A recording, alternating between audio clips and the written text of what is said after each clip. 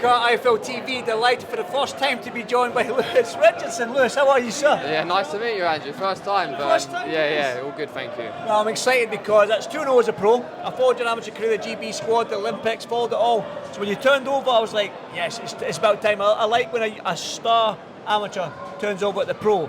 That being said, you're 2-0 now, 2 6-rounders under your belt.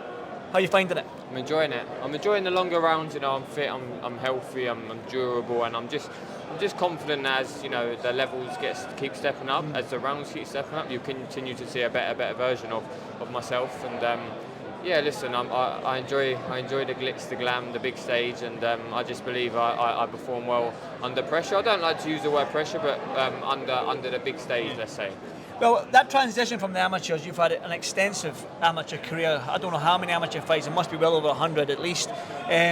So what are the biggest differences in these 2 professional fights you've had to all them amateur fights that you've had? What's the main differences you've noticed? I would say the skill level of opponent, especially in recent years. Yes. In recent years, That's Sam Hickey told me that as well. Is you go in from fighting the elite level amateurs day in, day out, and then you drop the level. Was that kind of how you feeling? It's a difference. You asked what the difference, and that is certainly one. I would say the. You ready for the world champions now? Certainly not. I'll leave that to my team. And but yeah, listen. I enjoy the big stage. I enjoy the glitz and glam. I enjoy wearing my kit, designing my kit. Being able to sort of being amongst the big names, the big stages. I enjoy the press conference, the weigh-ins. I like all that, and I believe I'm made for that big stage. So yeah, they're quite unique. They're quite different to the amateur days. You enjoy the 10-ounce gloves? Yeah, I'm not sure the opponent does, but so far, I'm not taking too many hits, so yeah, I enjoy it for now. See, obviously, you touched on it then, that the drop-in level of the opponent, you've yet to sort of open your opponents up, because like you say, these journeymen, they know how to turtle up, they know how to survive, they know how to circle the ring, which is quite frustrating for somebody like yourself who's been from that Olympic elite level to the pros. That being said, when you get a fighter in the opposite corner to you with the same ambition as you, is that when we're going to see the best Lewis Richardson? Of course. I mean, you don't win the Olympic medal, you don't win other major medals, and be the best in Great Britain, such a prestigious boxing nation, if you don't see the best of someone when it goes into that 50-50 sort of stage. We're not, I'll leave the team to decide when we're ready for those moments. It's very early days. You don't really see too many 2-0 6-rounders go into them bigger fights, but I'm confident when that time comes. It might be, within the next year, it might be within the next 2, within the next 3, but whenever it does come, I'll be ready. What's next for you then? 2 6-rounders already under your belt, that's 12 rounds already. Coaches prefer a fighter to go the distance to see what their fitness is like and blah, blah, blah, blah. First round stoppages are good, the highlight reel knockout is good, but you don't see anything, you don't learn anything from that. That being said, what's next for you going forward? Is it another 6-rounder maybe by the end of the year? Likely. I certainly like to be out before the end of the year.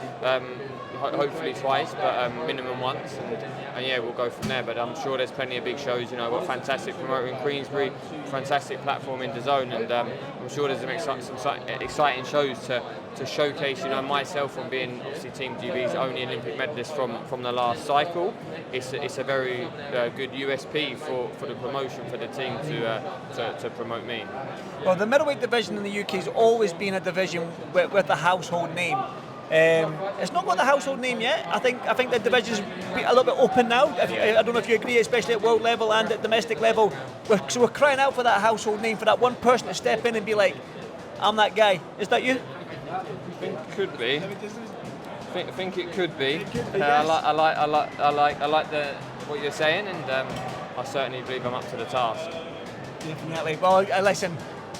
It's an absolute pleasure to speak to you. Like I say, I do enjoy following the amateur circuit, and good to see you pro. And obviously, this is the first of many interviews. Have you got a word for your fans out there and everybody else? Listen, a massive fan. I had about 100 travel up from Colchester today. I've been a Coley. I was in the army a long time ago. Yeah. So I've had about 100 travel up, and had over 450 I think for the debut. So we're getting that following, and I'm going to sell it. What is that? Ipswich. So it's is there arena in Colchester? Is there something you can sell? I'm saying, can you sell it? Is there something in Colchester? There is something, and we'll be sitting down with Queensbury soon to say there's a stadium which is 10,000. That's in a couple of years, I reckon, 2-3 years. But there's some smaller arenas within the next 6 to 12 months. I reckon we can sell out. So yeah, top man. I want to come back to Colchester. Like I said, it's been a while since I've been there. Listen, Lewis, thanks so much and congratulations on the win. Thank you very much.